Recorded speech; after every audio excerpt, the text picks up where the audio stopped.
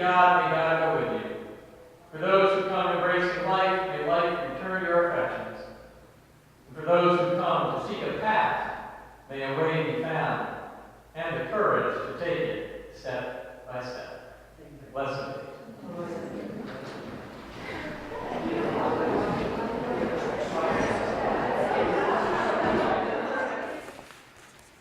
If you were here last Sunday, you heard our reading was an excerpt from Susan Salzberg's article entitled Generosity's Perfection.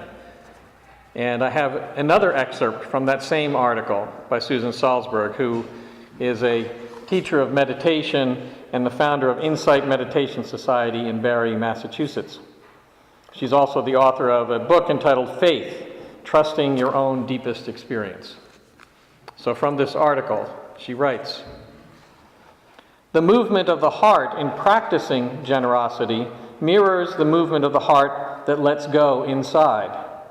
So the external training of giving deeply influences the internal feeling and tone of the meditation practice, and vice versa.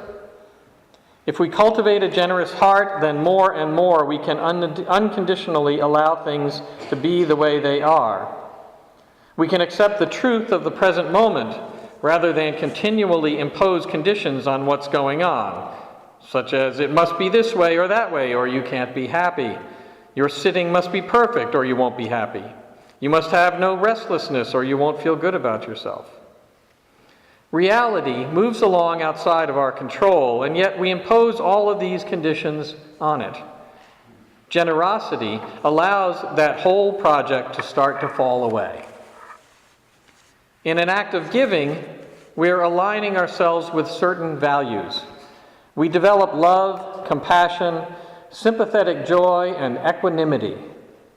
We let go of grasping, aversion, and delusion in a single act of giving. That's why the Buddha said that if we knew as he did the power of giving, we wouldn't let a single meal pass without sharing something. You can even do it mentally if you don't actually hand something over to the person sitting next to you. To create spaciousness all of the time, over and over again, is what giving is all about. If we give a gift with this kind of motivation, without attachment to a certain result, without expectation of what will come back to us, it's like a celebration. It's celebrating freedom within ourselves as a giver and also freedom within the receiver. In that moment, we're not relating to each other in terms of roles or differences. There's no hierarchy. In a moment of pure giving, we become one. We're not thinking, well, this person has a lot more than I do materially, and so what difference does it make if I give them something? We're not thinking, maybe they don't like me. Here I am about to offer them something, and I really feel foolish. All of those thought patterns that might go on in a single interaction in our lives fall away in one moment of true giving. Words of Susan Salzberg.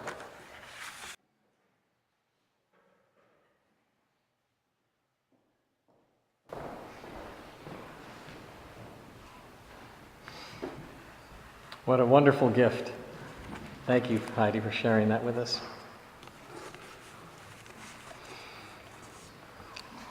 Today, I want to engage one of the oldest mysteries in the world. One of the questions that has vexed humankind since the dawn of recorded time.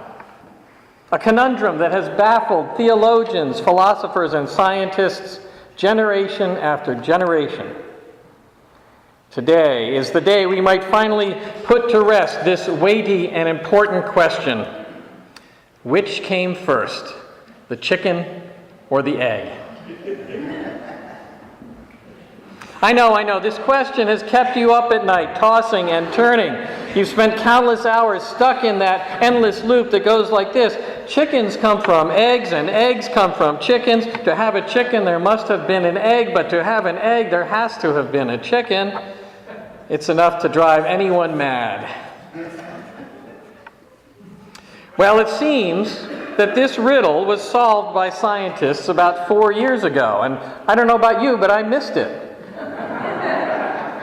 Apparently, in July of 2010, researchers at a university in England declared, are you ready for it? They declared that the chicken came first. Up until this time, it was largely thought that the egg came first. The argument from the egg-first community was based on the theory of evolution and went something like this. The chicken is an animal that developed into the chicken over eons of evolution through the process of mutation. At some point in history, a near but non-chicken mated with another near but non-chicken, and the final step resulted in an embryo that was the first real chicken. That first real chicken, however, was born out of the egg of these non-chickens, and thus the egg preceded the chicken. I don't know about you, but I find that argument pretty persuasive. But then came these researchers at Sheffield University who studied the molecular development of the egg. In the course of their research, they discovered that a chicken's hard shell is formed when calcium carbonate is converted to calcite crystals. There's going to be a quiz on this later, so take notes. And they found that that conversion is sparked by the presence of a particular protein which they labeled it OC17. And while different birds have variations of this protein, the scientists discovered that OC17 is only produced in the ovaries of a female chicken. As night follows day, the conclusion is clear and indisputable. For there to have been a chicken egg, there must first have been a chicken. But wait, you say. Some of you may be calling foul. I know, you were waiting for that, weren't you? If the chicken egg needs a chicken, from where did that chicken come from? If not from an egg, then what? And if it didn't come from an egg, was it really a chicken? And we are right back at the beginning. But, my friends, all is not lost, because we are Unitarian Universalists. And one of our prime motivating principles is a commitment to the democratic process. So today we are going to put to rest the question of which came first, the chicken or the egg. Are we chicken first people, or are we people of the egg? That is the question. So, I want you to raise your hand if you think the chicken came first. All right, now put those down. And how about if you're an egg firster? Oh, it looks like the chicken came first is winning. Okay, now we've settled it. Although I was told by Suzanne after the service that she was an agnostic. We're going to like Suzanne, I can tell you. Joyce is looking for a third choice. So we've settled it. The chicken came first. Now I have to stop and tell you, I love this point in the sermon where you all are sitting there thinking, what the heck is he talking about? And I love this point in the sermon because you trust me that I'm actually going to get to a point. You stay here, you stick with me, so thank you for that. So here we go.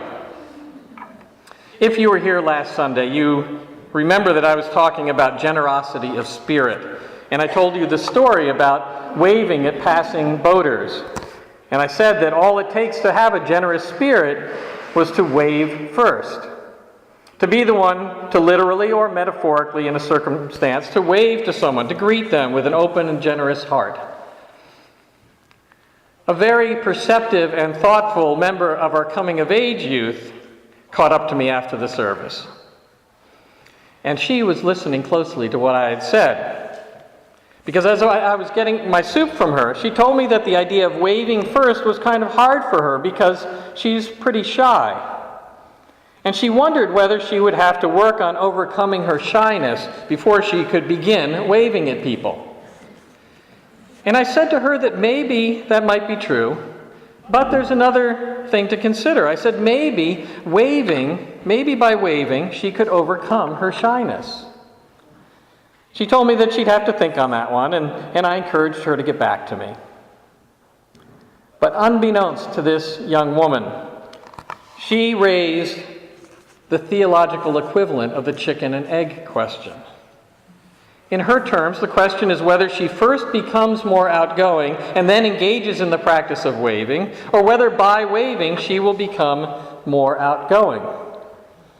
In religious terms, the question is put more broadly, but it's still the same question. Do you first believe, do you first have faith or find faith and then engage in spiritual practices, like attending church or meditating or praying?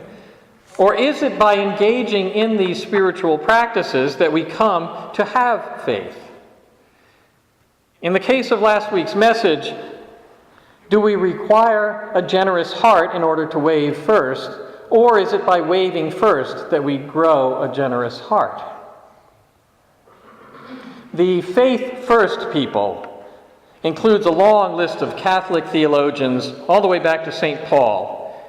And they tell us that religious practices, and by this I don't mean just worship and prayer, but also engaging in acts of kindness and compassion, reverence and generosity, that these acts flow from the faith or belief that we have.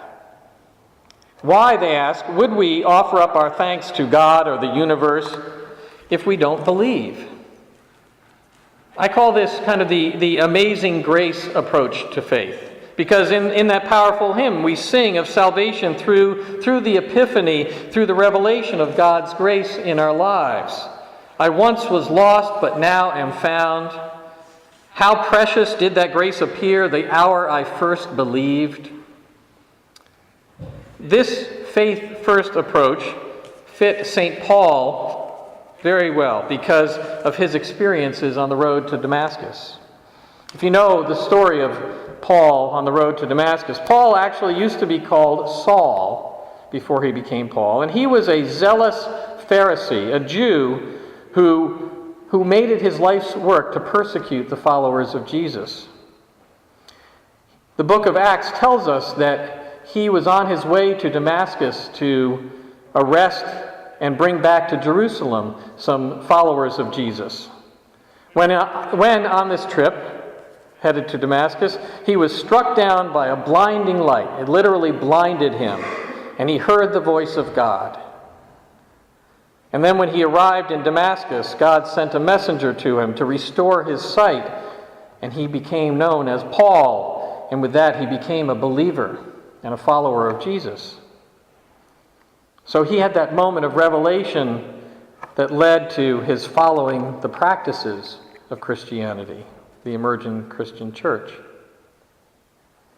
For those of us who have had moments like Paul's, moments of revelation, experiences of deep connection, transcendental moments, those times when we are in touch with profound mystery or abiding love or amazing grace, we know what our response is to those experiences, what it must be. Experiences like these, once we've had them, lead us to believe that there is something greater than ourselves. Perhaps a guiding force that is unnameable but not now unknowable. Maybe it confirms our belief in the existence of a higher power that we may or may not choose to call God. And out of that experience, those experiences, we are called to engage in practices of gratitude, compassion, and generosity. If or when we've had such an experience of sublime comfort, we cannot help but respond with love, with compassion, with forgiveness. It was such an experience that led me out of my depression 2 decades ago, and another similar such vision that led me into the ministry. So maybe you've had a road to Damascus moment. Maybe you know what I'm talking about. You've had your conversion experience that has led you to a faith in something larger than yourself. And it's led you here, and it's led you to be a certain way in the world. And maybe you haven't. Maybe you haven't. Maybe you're on that road, that long, dusty road that's winding its way you don't know where, and you're longing for someone to show you a sign. Or just maybe to offer you a sip of water or a piece of bread to get you through. Maybe you consider yourself one of those SBNRs, spiritual but not religious. Spiritual but not religious. And all this talk about conversion experiences and epiphanies makes you a little bit nervous. You're not really sure what you're looking for, if you're looking for anything at all. And so you might be saying, well, what about me? What about me? Not to worry. Because there is the other side of the chicken and egg question. The idea that by engaging in what I'll call religious practices or spiritual practices, we can find our faith, we can deepen our faith. We expand our experience of connection to all that is. We make meaning and discover our place in the world by engaging in spiritual practices. Perhaps someday we might even find God. This side of the coin says that belief or faith is not a precondition to acting faithfully, and that how we are in the world will create a new reality, not just in the world, but inside of us as well. It says that by serving others, we are serving ourselves. And as you heard Susan Salzberg say in our reading this morning, the movement of the heart in practicing generosity mirrors the movement of the heart that lets go inside. And so when we act with generosity, we become generous people. This approach of faith following deeds may fit our Unitarian Universalist sensibilities better than the faith first method, because we are, by and large, people of action. We respond to the needs of others as they arise. We work to alleviate suffering where we can find it. We want to matter, and we want to make a difference in the world. And when we reach out to serve others, we know that we are served as well. We cannot change the world without being changed by it. When we act generously, we become more generous. When we act with kindness, we become more compassionate people. When we feed others, we ourselves are fed. And so we discover meaning, our reason for being, our sense of calling, whatever you want to name it, through the things that we do and the actions that we take. I experienced that myself on that boat a couple of weeks ago. When I started to wave first, I felt my heart open up. I decided to act generously, and I expanded my own sense of generosity. I felt connected to others in a way that I hadn't before. What's great about all this is that it tells us that when it comes to matters of faith, it's not a chicken or the egg question, it's a chicken and the egg situation. The beautiful reality is that there are two approaches to a life of faith, a life of integrity, a life of meaning and purpose. We can, as the bumper sticker says, be the change we want to see in the world. And if you think about that, that's that first part. We're going to start from the inside, start with ourselves, be the change we want to see, and then we move out from there. We can find God, the Spirit, the divine, and then change the world. Or we can start by doing the work that needs to be done and be changed by doing the work. We don't need to sit around waiting for that flash out of the sky to show us the way. It's great if you get it. It's great if it comes to you, but there is this other path. It's the path of action, the path of giving, the path of generosity.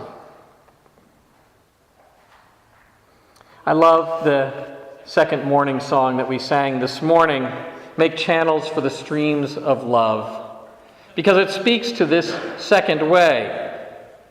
Make channels for the streams of love where they may broadly run. That's what we're about here. We make channels for the streams of love. It doesn't matter where you are on your faith journey, whether you're enlightened and content or you're dazed and confused.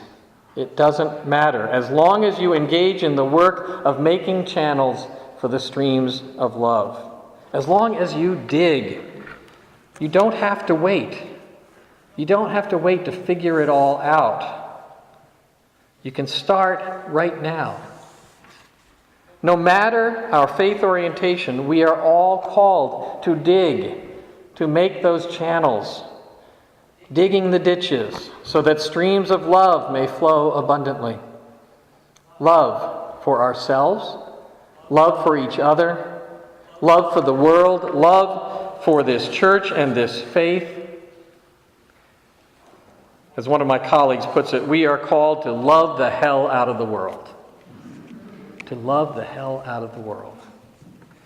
And the hymn reminds us that we cease to give, we cease to have. Such is the law of love. By giving, we gain. Through our practices of compassion and forgiveness, and yes, generosity, we become more compassionate, more forgiving, more generous, more loving people. Another one of our hymns, from you I receive, to you I give, together we share, and by this we live. Those are words that are our theme for our annual fund drive this year. And so if you have made your pledge to the operations of this church in the coming year, I offer up my sincere and deep thanks. I see a lot of blue ribbons attached to name tags saying you've made your pledges, and I am deeply grateful for that. If you've not yet made your pledge, in a few moments you're going to have an opportunity to do that. And when you do, I'm going to ask you to consider how, by giving of yourself, you will receive, how you do receive in this community, how engaging in this particular act of generosity, you will become a more generous person, how your financial support of this community of love, faith, compassion, and justice will deepen your love and your connection to this community, to all those people who are sitting around you today. How it will strengthen your own faith, how it will make you more compassionate, how it will reinforce your commitment to justice. As the hymn tells us, for we must share if we would keep this gift all else above. This day and every day, I wish you peace. Amen. Our closing words are taken from the book of James in the New Testament of the Bible and are also found in our great hymnal, reading number 668. What good is it, my brothers and sisters, if you say you have faith but do not have works? Can faith save you? If a brother or sister is naked and lacks daily food, and one of you says to them, go in peace, keep warm, and eat your fill, and yet you do not supply their bodily needs, what is the good of that? So faith by itself, if it has no works, is dead.